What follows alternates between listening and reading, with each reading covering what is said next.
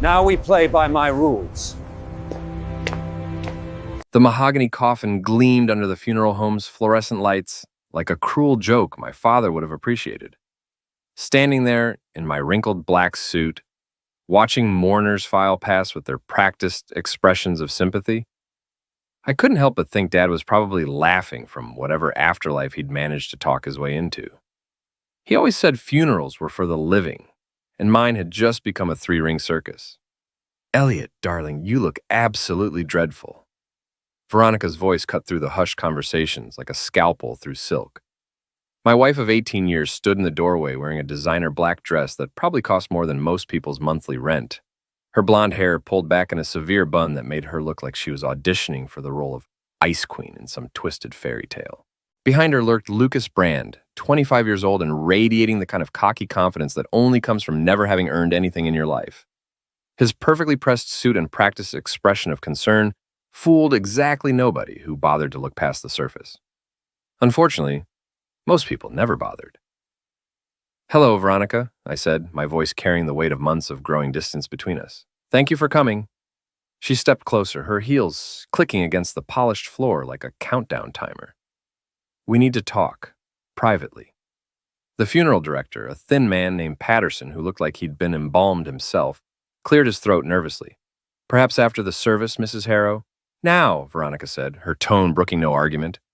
She reached into her purse and pulled out a thick manila envelope, holding it like a tool. "This can't wait."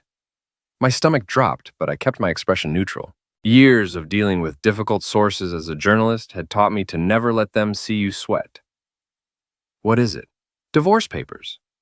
She said it loud enough for the entire room to hear, her voice carrying a note of triumph that made my skin crawl. I'm done pretending we have a marriage worth saving. The conversations around us died, like someone had flipped a switch. I could feel dozens of eyes boring into me, waiting to see how I'd react to being publicly humiliated at my own father's funeral. Veronica had always been theatrical, but this was a new low even for her. "Here?" I asked, my voice barely above a whisper. "At Dad's funeral? Your father's dead, Elliot. The rest of us still have lives to live." She thrust the envelope at me with enough force that I had to step back. "Sign them. The house, the business, everything, it's all legally mine now anyway." That's when I noticed Maddie and Owen standing near the back of the room, their faces twisted with an anger I'd never seen before. My 17-year-old daughter looked at me like I was something she'd found stuck to the bottom of her shoe, while my 14-year-old son couldn't even meet my eyes. "We're changing our last name to Brand," Maddie announced, her voice carrying across the silent room like a sharp crack. "You're dead to us anyway." The words hit me harder than any physical blow could have. These were my children, the kids I'd taught to ride bikes and helped with homework and tucked into bed every night for years. Now they stood there looking at me with pure hatred, and I couldn't understand how we'd gotten to this point. Lucas stepped forward, his hand resting possessively on Veronica's lower back. "Nothing personal, Elliot. Just business." I took the envelope with hands that somehow remained steady despite the earthquake happening inside my chest. Around us, the funeral home had gone completely silent, except for the soft hum of the air conditioning and the distant sound of traffic outside. "I'll review these with my lawyer," I said finally, my voice sounding strange and distant to my own ears. Veronica smiled, and it was the coldest thing I'd ever seen. "You do that, but remember, I've been planning this for a long time. Every I is dotted, every T is crossed. You've got nothing left, Elliot. Nothing." She turned to leave, Lucas trailing behind her like a well-dressed shadow. The kids followed without so much as a backward glance, leaving me standing alone next to my father's coffin with an envelope full of legal documents and a room full of witnesses to my public destruction. That's when I remembered something my father had told me the night before he died. When he'd called me to his bedside with urgent, whispered words about changes he'd made to his will. Something about protecting the family legacy from people who didn't deserve it. Something Veronica didn't know about yet. The house felt different without Dad's presence, like a theater after the final curtain call. I sat in his study, surrounded by decades of accumulated memories and the lingering scent of his pipe tobacco, staring at the divorce papers spread across his mahogany desk. Every page was a masterpiece of legal precision, designed to strip me of everything I'd ever worked for. Veronica had been thorough. I had to give her that. The house where I'd grown up, The antique business I'd built from nothing after leaving journalism. Even the small trust fund my grandparents had established. According to these documents, all of it belonged to her now. The phone rang, jarring me out of my contemplation. Miriam Gold's name appeared on the caller ID, and I felt a small surge of relief. If anyone could make sense of this legal nightmare, it was Dad's oldest friend and the sharpest lawyer in 3 counties. "Elliot, I heard about what happened at the funeral," Miriam said without preamble. Her voice carried the same no-nonsense tone that had intimidated opposing counsel for 30 years. "Are you all right?" "Define all right," I said, leaning back in Dad's leather chair. "My wife just served me divorce papers at my father's funeral. My kids hate me for reasons I don't understand, and apparently I'm about to lose everything I own." "About that," Miriam said, and I could hear papers rustling in the background. "I need you to come to my office tomorrow morning. There are some things we need to discuss regarding your father's will." "What kind of things?" "The kind that are better discussed in person. 9 o'clock sharp, Elliot. And bring those divorce papers." She hung up before I could ask any more questions, leaving me alone with my thoughts and a growing sense that there was more to this situation than met the eye. I poured myself 3 fingers of Dad's best scotch and tried to piece together how my life had fallen apart so completely. 6 months ago, everything had seemed normal. Veronica was busy with her charity work, the kids were doing well in school, and my antique business was thriving. Then Lucas Brand had appeared, supposedly helping Veronica organize some fundraising event, and everything had started to change. The kids became distant and hostile, parroting phrases that sounded suspiciously like Veronica's words. Old friends stopped calling. Invitations to social events dried up. It was like someone had been systematically poisoning my reputation, one relationship at a time. I was still mulling this over when my phone buzzed with a text message from an unknown number. "Check your email. You need to see this. A friend." My laptop was still open on Dad's desk, and it took only a few clicks to access my email account.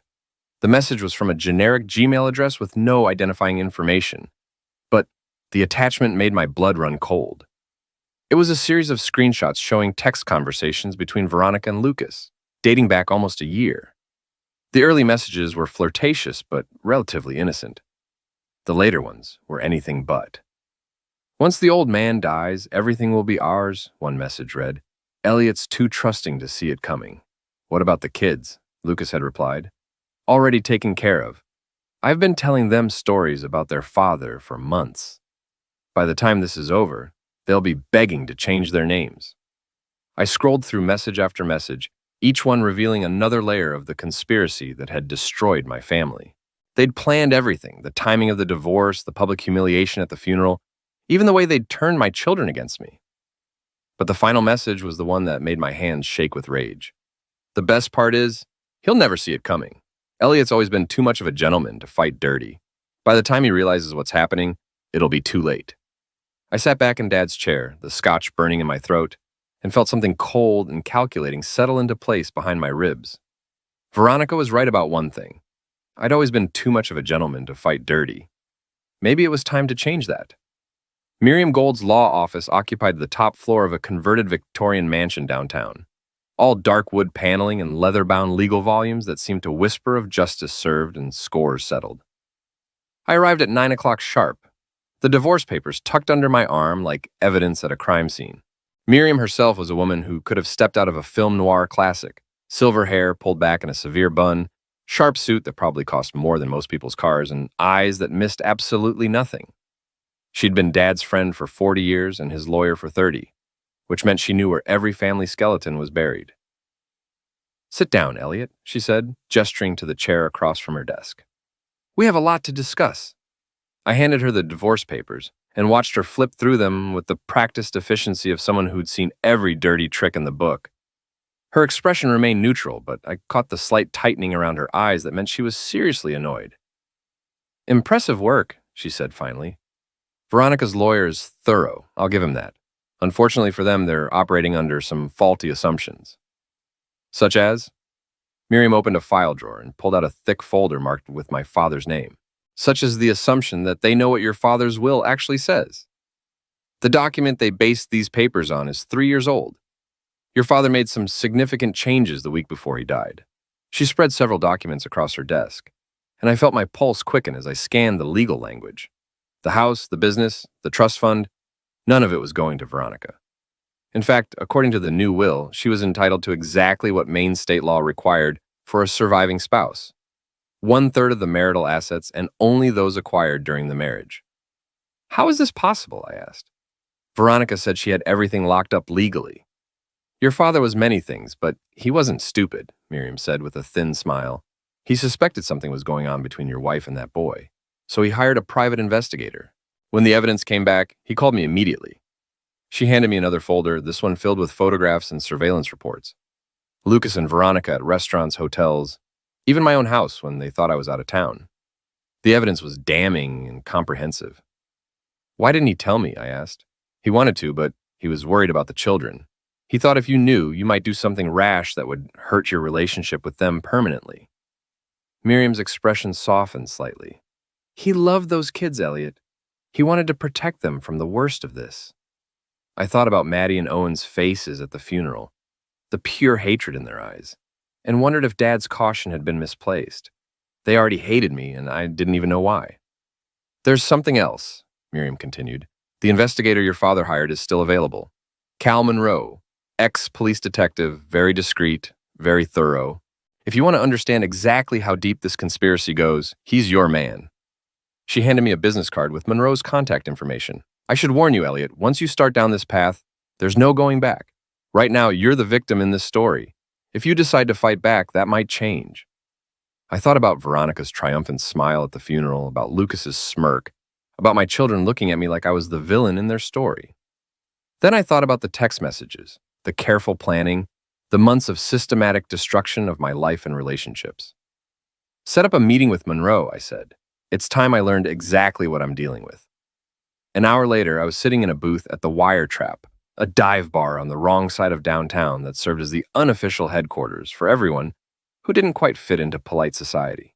The owner, Brenda Murphy, was a force of nature disguised as a middle-aged bartender, someone who knew everyone's secrets and wasn't afraid to share them with the right audience. Elliot Harrow, she said, sliding a beer across the scarred wooden table. Heard you had quite the day yesterday. News travels fast. Honey, in a town this size, news travels at the speed of light, especially when it involves Veronica Harrow making a scene. Brenda's expression turned serious. For what it's worth, most folks think she's a piece of work. That boy she's running around with isn't winning any popularity contests either. What do you mean? Lucas Brand? Please. Kid's been bragging all over town about how he's going to be rich soon, how he's got some older woman wrapped around his finger. Made quite the impression at the country club last week, apparently. I felt something cold settle in my stomach. He's been talking about this publicly? Oh, honey, he's been practically taking out ads in the paper. Your wife might be smart, but that boy's got all the discretion of a neon sign. Brenda leaned across the table, lowering her voice. Word is, he's been telling people he's going to law school on someone else's dime, if you know what I mean. Before I could respond, the door opened, and a rumpled man in his 50s walked in, scanning the room until his eyes found mine. Cal Monroe looked exactly like what Central Casting would order for an ex-cop turned private investigator. Weathered face, cheap suit, and the kind of tired eyes that had seen too much of humanity's darker side. Mr. Harrow, he said, extending a hand. Miriam Gold said you might need my services. Depends on what those services include, I replied, gesturing for him to sit. Monroe settled into the booth and accepted a beer from Brenda with a nod of thanks. I worked for your father for about 6 months, documenting your wife's extracurricular activities. Got enough evidence to sink a battleship, if that's what you're looking for. I'm looking for the truth, all of it. The truth is, your wife and her boyfriend have been planning this for almost a year. They've been systematically destroying your reputation, turning your kids against you, and positioning themselves to take everything you own. Monroe pulled out a tablet and showed me a series of photographs. They've also been skimming money from your joint accounts and your wife's charity organization. The images showed Lucas at expensive restaurants, driving a new BMW, wearing clothes that cost more than most people made in a month, all of it funded by money that should have been going to help underprivileged children. Here's the thing, though, Monroe continued. Your boy Lucas isn't as smart as he thinks he is. He's been bragging about this all over town, leaving a digital trail a mile wide. If you want to take them down, I can give you everything you need. I stared at the photographs, thinking about my father's words about protecting the family legacy from people who didn't deserve it. Veronica and Lucas had declared war on me, destroyed my relationship with my children, and stolen money meant for charity. Maybe it was time to show them what a real war looked like. Do it, I said. I want everything you can find. Monroe smiled, and it wasn't a pleasant expression. Now you're talking my language. 3 days later, I was parked across the street from the downtown parking garage, watching Lucas Brand climb out of his shiny new BMW like he owned the world. Monroe's intelligence had been thorough. Lucas came here every Tuesday and Thursday afternoon, supposedly to study at the law library, but actually to meet with a bookie who ran numbers out of the 3rd floor. My phone buzzed with a text from Monroe. Target acquired. You sure about this? I typed back, absolutely. Lucas disappeared into the garage's stairwell, and I gave him 5 minutes before following. The 3rd floor was mostly empty at this time of day. Just a few cars scattered around the concrete expanse and the distant sound of traffic from the street below.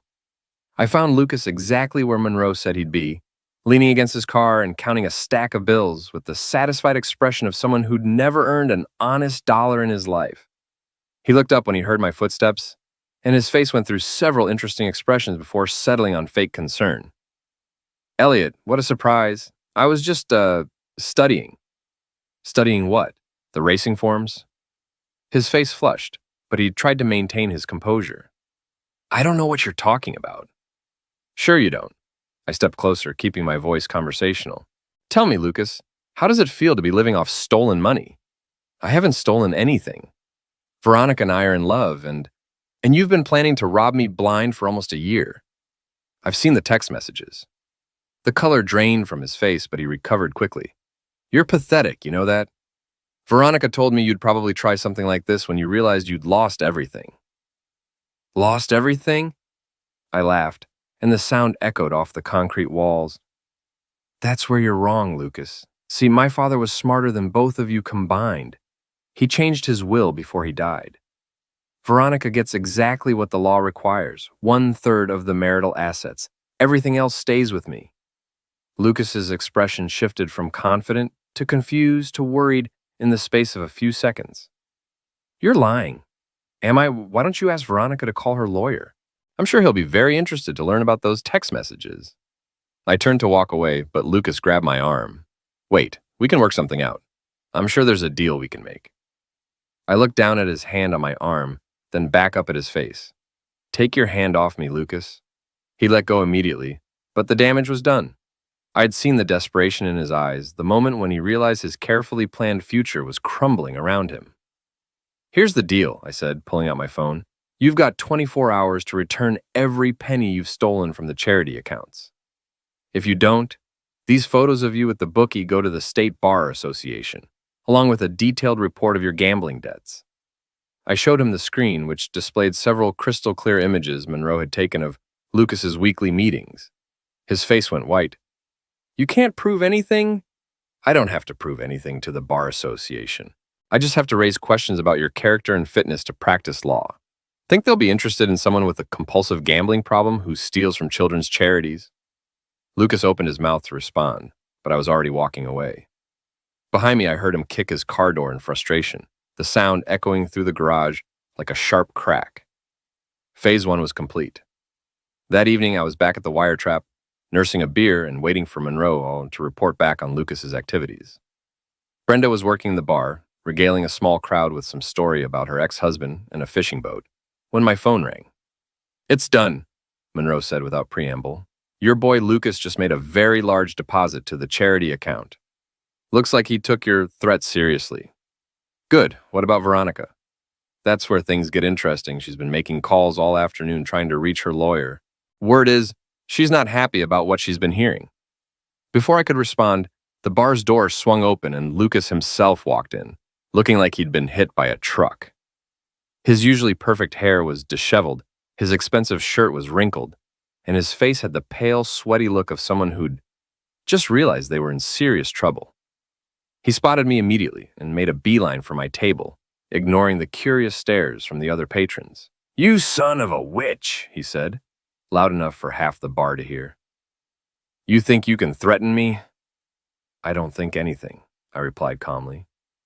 I know I can ruin you. The question is whether you're smart enough to walk away while you still can. Walk away from Veronica? From the life we're building together? Lucas laughed, but it sounded forced.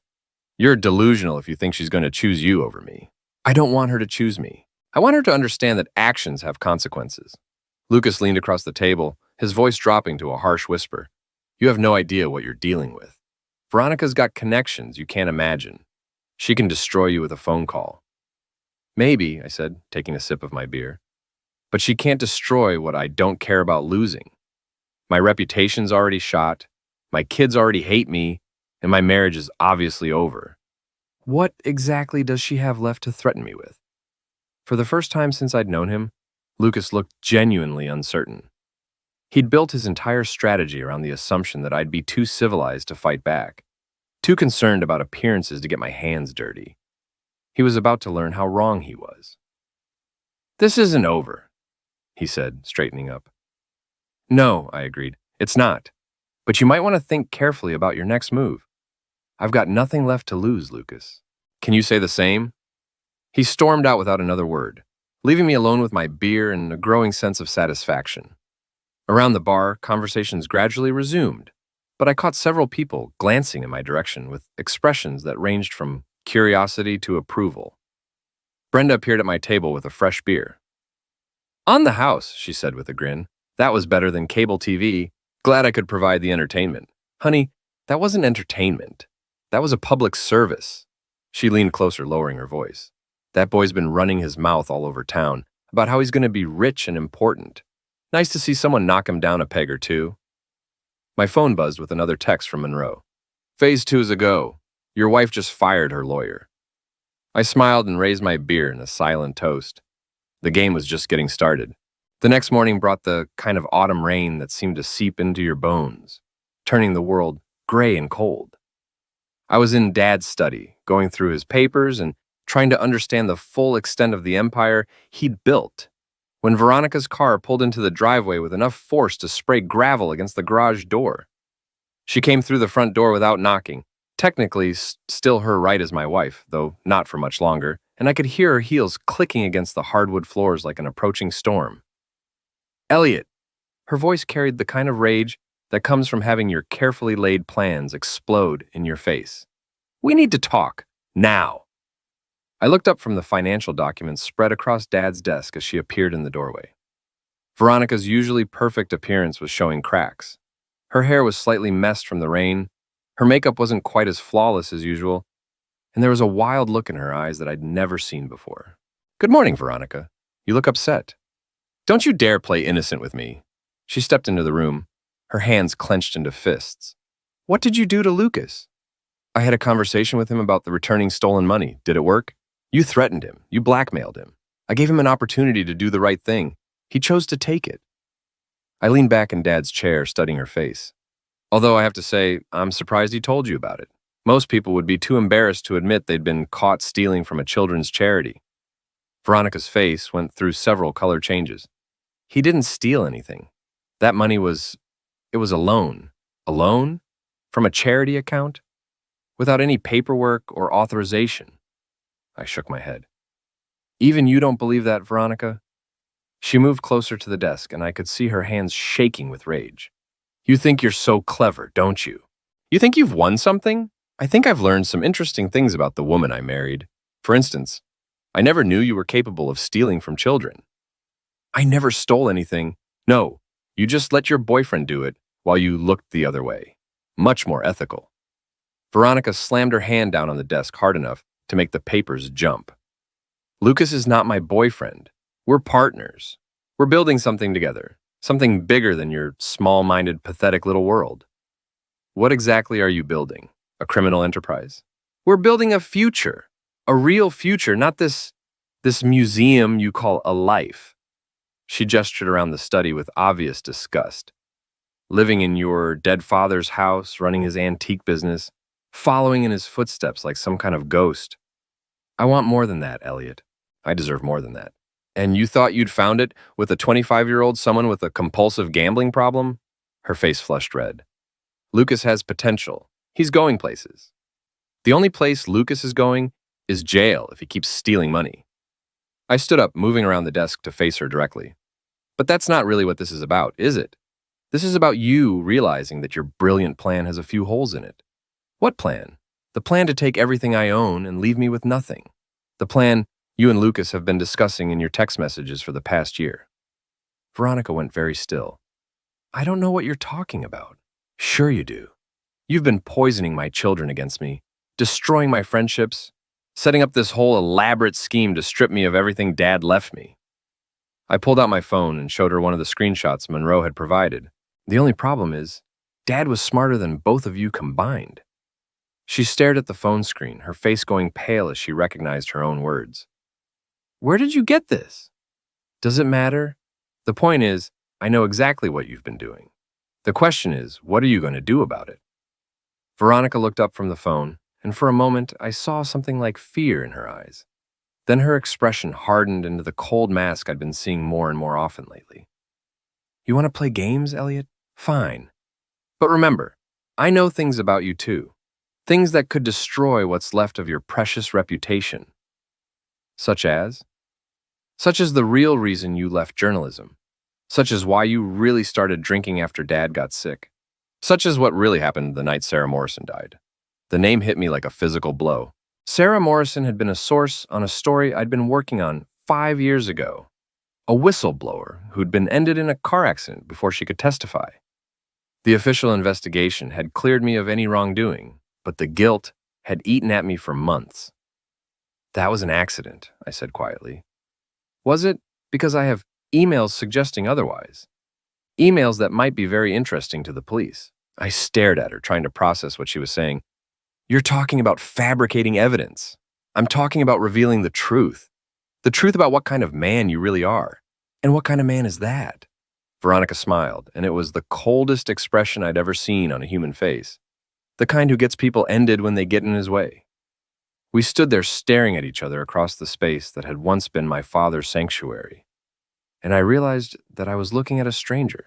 The woman I'd married, the mother of my children, had been replaced by someone capable of destroying lives without a second thought. Get out, I said quietly. This is still my house, too. No, it's not. Check with your new lawyer, if you can find one who will take your case after the old one dropped you. Veronica's mask slipped for just a moment, revealing the panic underneath. This isn't over, Elliot. Oh, I agreed, it's not. But the next time you want to threaten me, you might want to make sure your boyfriend hasn't been bragging about your plans all over town. Lucas has a very big mouth for someone involved in a conspiracy. She turned and walked toward the door, then paused and looked back. The children will never forgive you for what you're about to do. They already don't forgive me for things I didn't do. At least this way, I'll have earned their hatred. After she left, I sat back down at Dad's desk and tried to process what had just happened. Veronica had threatened to frame me for homicide. Not just ruin my reputation or take my money, but actually destroy my life completely. I picked up my phone and called Monroe. I need everything you can find on Sarah Morrison's death, I said when he answered. And I mean everything. If Veronica's planning to play dirty, I need to know exactly what I'm dealing with. Already on it, Monroe replied. Figured she might try something like this. Give me 24 hours. What about Lucas? That's the interesting part. Your boy Lucas has been making some very stupid mistakes lately. Turns out he's been using Veronica's credit cards to pay off his gambling debts. Wanted to guess what the penalty is for credit card fraud? I felt a smile spread across my face for the first time in days. Tell me. Up to 10 years in federal prison. And that's just for starters. The game was about to get very interesting. The confrontation came sooner than I expected. 2 days after my conversation with Veronica, I was at the Wiretrap, reviewing Monroe's latest intelligence reports when my former best friend Eric Davidson walked through the door. Eric and I had been inseparable since college, but that friendship had evaporated over the past 6 months as Veronica's poison campaign took hold. He spotted me immediately and made his way over with the determined stride of someone who'd been building up courage for this moment. Behind him came 2 other former friends, Tom Bradley and Mike Chen, both wearing expressions that suggested this wasn't going to be a pleasant reunion. Well, Eric said, sliding into the booth across from me. If it isn't the town's newest villain. Eric, Tom, Mike. I nodded to each of them in turn. To what do I owe the pleasure? Cut the crap, Elliot, Tom said, his face flushed with anger. We know what you've been doing to Veronica and that kid. And what exactly have I been doing?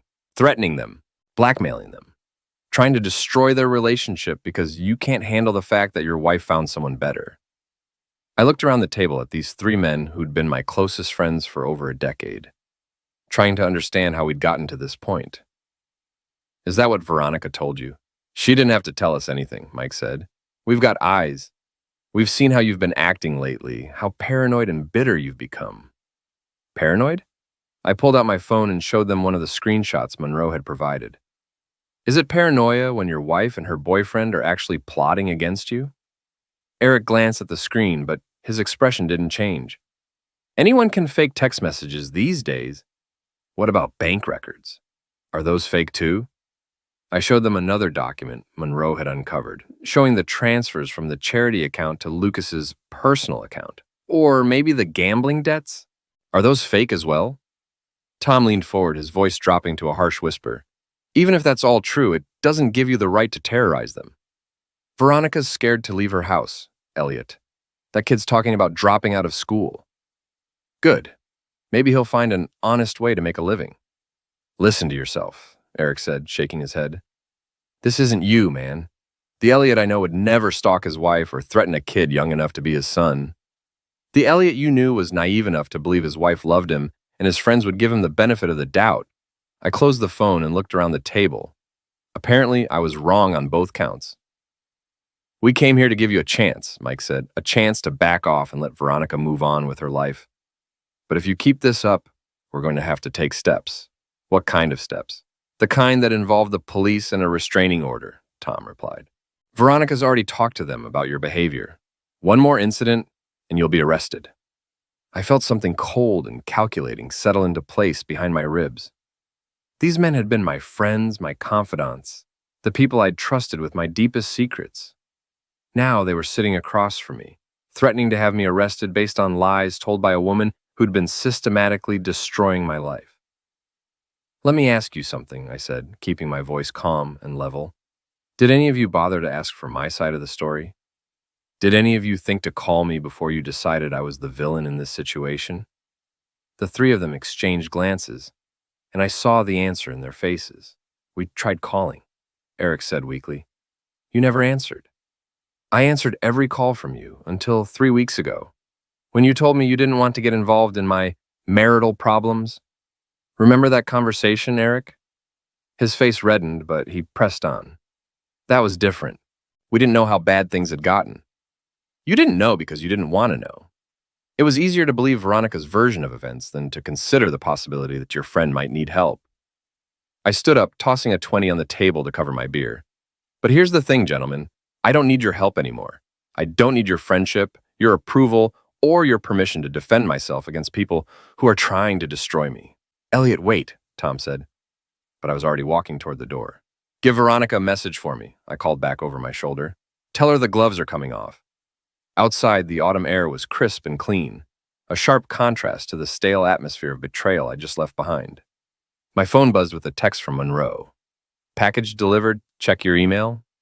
I sat in my car and opened the email attachment Monroe had sent. It was a comprehensive dossier on Lucas Brand, and the contents were even more damaging than I'd hoped. The gambling debts were just the beginning.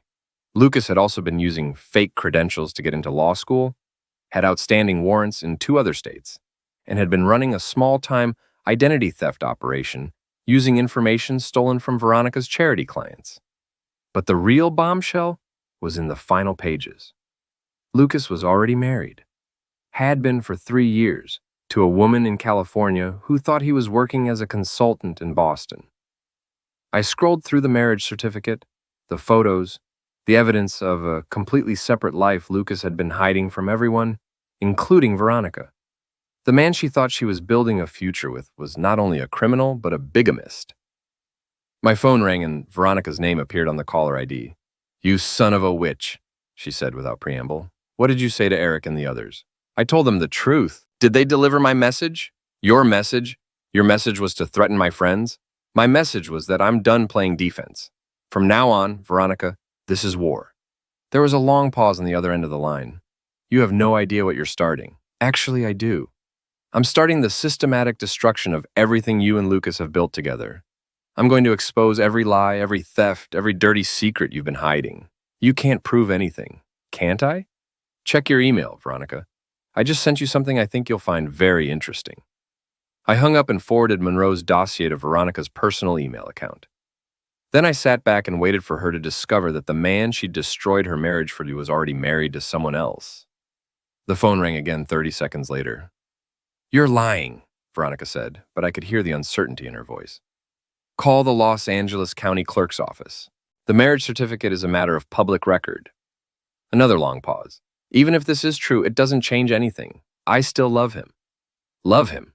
You love a criminal who's been lying to you about everything, including his marital status? He can get a divorce.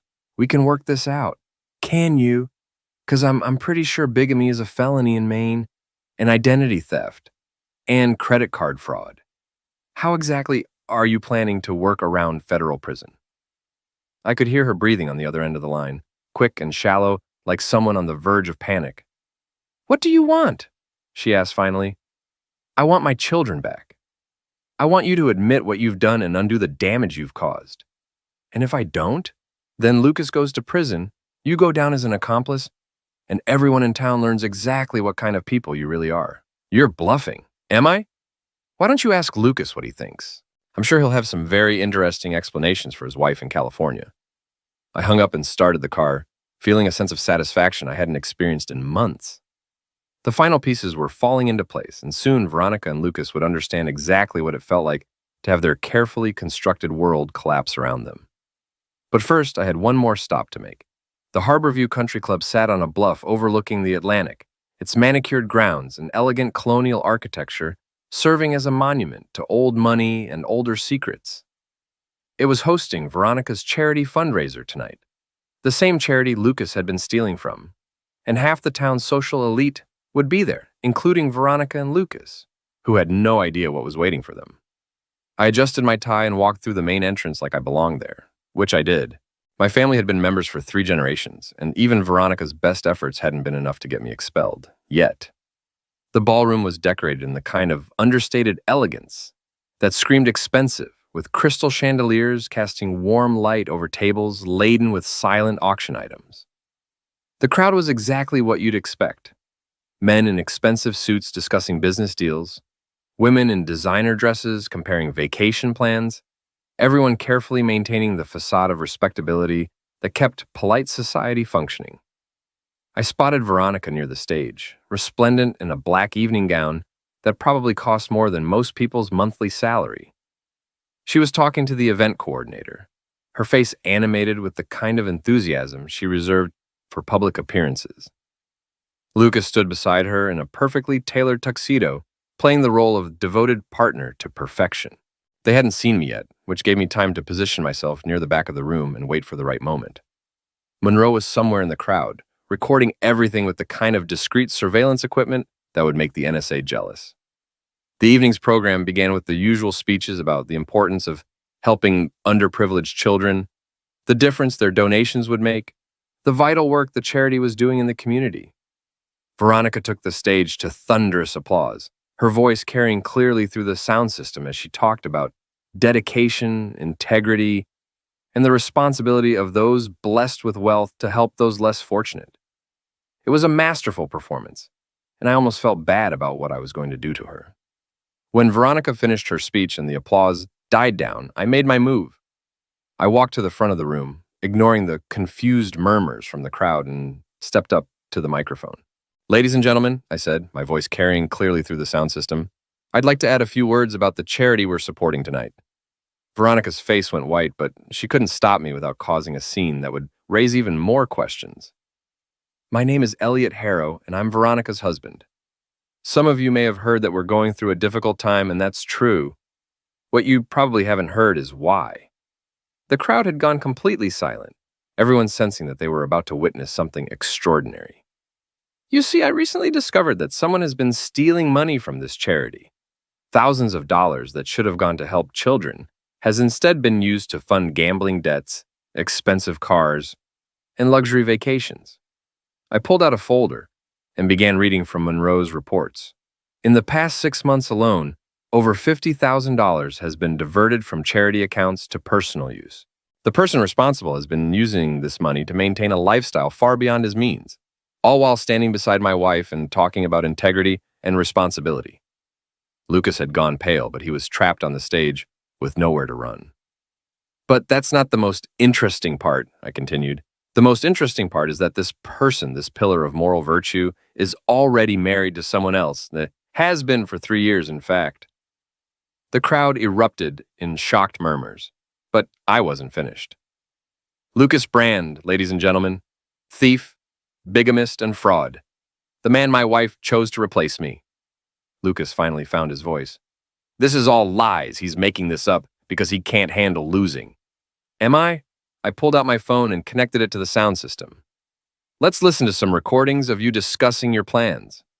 Lucas's own voice filled the ballroom, crystal clear and unmistakably him. Once the old man dies, everything will be ours. Elliot's too trusting to see it coming. The crowd's murmurs turned to gasps of outrage. I played several more recordings, each one more damaging than the last, painting a picture of a conspiracy so callous and calculating that even this jaded crowd was shocked. When the recordings ended, the ballroom was silent, except for the sound of people breathing. I have copies of all the financial records, I said into the microphone. Bank statements, credit card receipts, gambling debts, everything. I've already turned them over to the police and the district attorney's office. Lucas broke first. He lunged toward me with a snarl of rage, but I was ready for him. I stepped aside and let his momentum carry him past me, then grabbed his arm and twisted it behind his back in a move I'd learned from Monroe. Ladies and gentlemen, I said as Lucas struggled in my grip, I present to you the future of charitable giving in our community. Security finally arrived and took Lucas away, but the damage was done. The crowd was buzzing with outrage and excitement. Cell phones were recording everything, and Veronica stood frozen on the stage like a deer in headlights. As for my wife, I said, looking directly at her, I think she has some explaining to do. Veronica finally found her voice. This is all a misunderstanding. I had no idea about any of this. Didn't you? I played one more recording, this one of Veronica's voice discussing the plan to turn the children against me. You've been planning this for almost a year, Veronica. You've stolen money, destroyed relationships, and poisoned my children against me. All for what? A bigamist who was using you just as much as he was using everyone else? The crowd was getting restless, some people heading for the exits, while others pulled out their phones to record the drama. Veronica looked around desperately, realizing that her carefully constructed social position was crumbling in real time.